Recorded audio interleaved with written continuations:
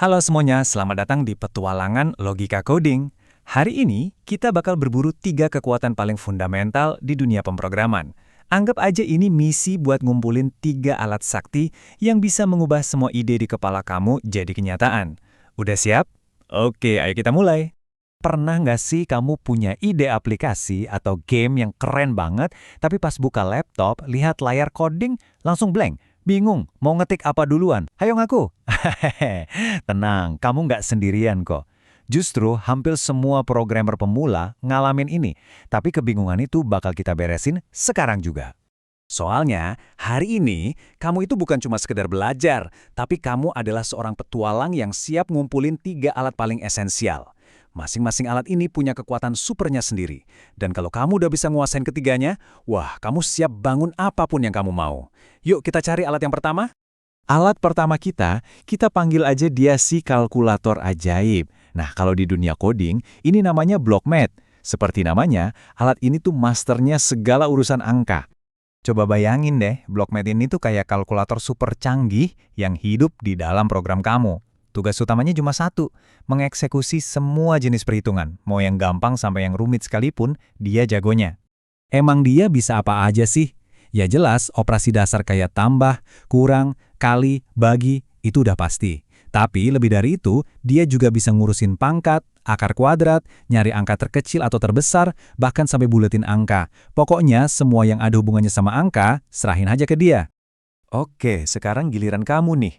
Misi pertama kamu, coba deh pakai kekuatan BlockMath buat bikin program super simple yang bisa ngitung total skor di sebuah game.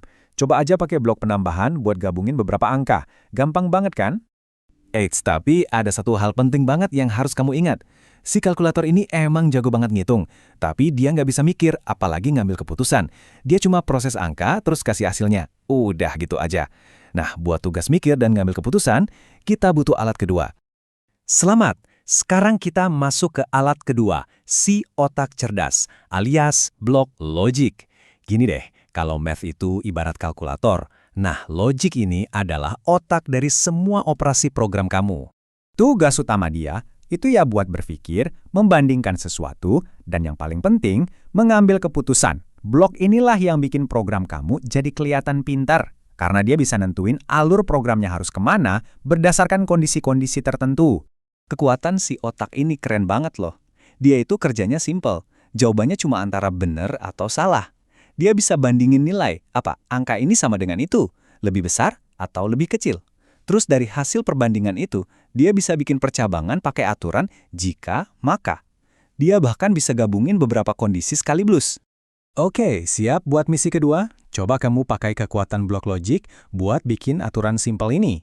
Jika skor pemain lebih dari 75, maka program akan bilang dia lulus. Nah, ini contoh paling pas dari sebuah pengambilan keputusan.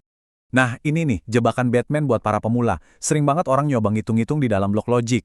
Ingat ya, pembagian tugasnya harus jelas. Biarin si kalkulator yang kerja keras ngitung angka, terus hasilnya kasih ke si otak buat mikir dan ambil keputusan. Jangan dibalik, nanti programnya pusing.